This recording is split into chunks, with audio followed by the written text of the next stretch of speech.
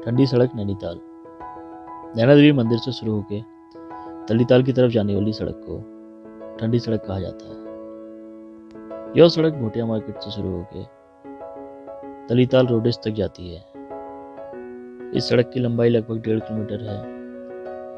Mall road के बिल्कुल सामने की तरफ वाली सड़क को केवल पैदल चलने के लिए उपयोग किया जाता है।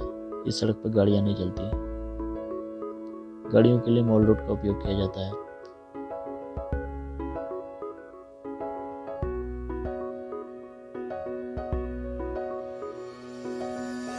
सुबह और शाम के वक्त यहाँ के लोग इस सड़क पर चलना बहुत पसंद करते हैं।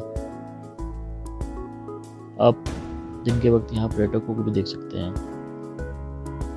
गर्मियों के मौसम में भी यह सड़क बहुत ठंडी होती है, इसलिए इस सड़क पर चलने का आनंद ही कुछ और होता है। यह सड़क कई सारे मंदिरों इस सड़क पर कई सारे मंदिर हैं। सबसे पहले आप शनि देवता का मंदिर देखेंगे। ये मंदिर बहुत प्राचीन तो नहीं है, लेकिन काफी समय हो गया। शनिवार के दिन यहाँ काफी भीड़ देखी जाती है। कबूतरों के लिए बनाए हुए चबूतरे पे आपको कुछ लंगूर उनका चारा खाते हुए देख सकते हैं आप। हालांकि ये राहगीरों को परेशान नहीं करते हैं।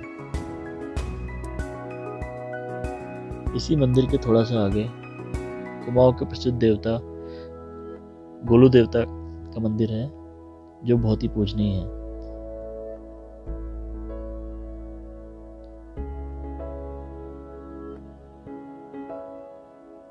इसी मंदिर के थोड़े से आगे जाके शिव जी का एक प्राचीन मंदिर दिखाई देता है।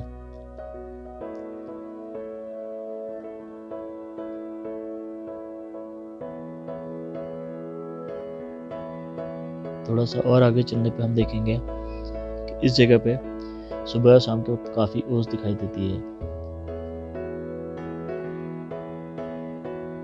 नगर पालिका की तरफ से सड़क किनारे बैठने के लिए कुर्सियों की व्यवस्था की गई है, जिन पर बैठकर आप झील का आनंद ले सकते हैं, इसकी खूबसूरती को निहार सकते हैं।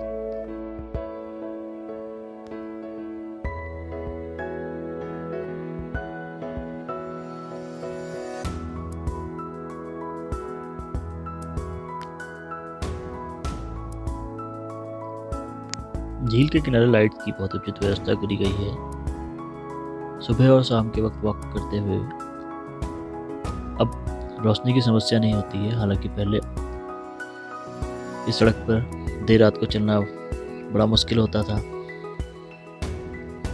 मुझे याद है कि हम लोग बचपन में इस सड़क पर देर रात में चलते हुए बहुत डरते थे, लेकिन अभी बहुत अच्छी व्यवस्था हो गई है, तो हम कभी भी इस सड़क पे चल सकते हैं।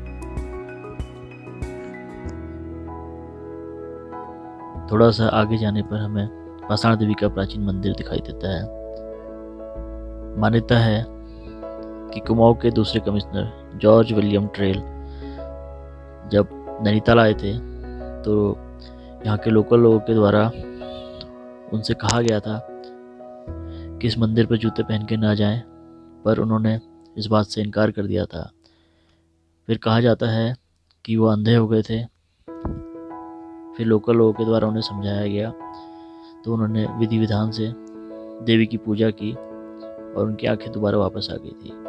फिर उन्होंने यहाँ पर इस मंदिर पर एक मूर्ति की स्थापना भी की।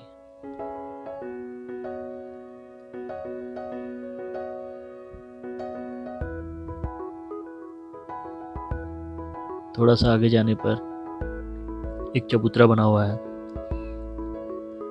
जिस पर आप बैठकर झील की खूबसूरती का आनंद ले सकते हैं।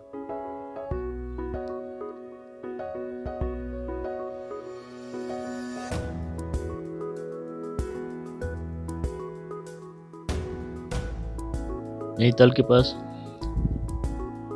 झील के किनारे एरिएशन का काम होता है, झील की सफाई का। झील के अंदर मशीनें लगाई गई हैं जो झील की सफाई करती हैं, और आप देख सकते हैं कि झील पर तापमान नापने के लिए भी एक मशीन लगाई गई है।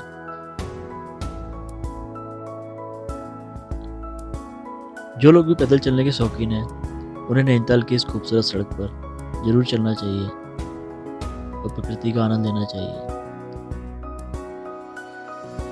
आप जब भी नैनीताल आएँ इस खूबसूरत सड़क पर ज़रूर चलें और प्रकृति का आनंद लें। धन्यवाद।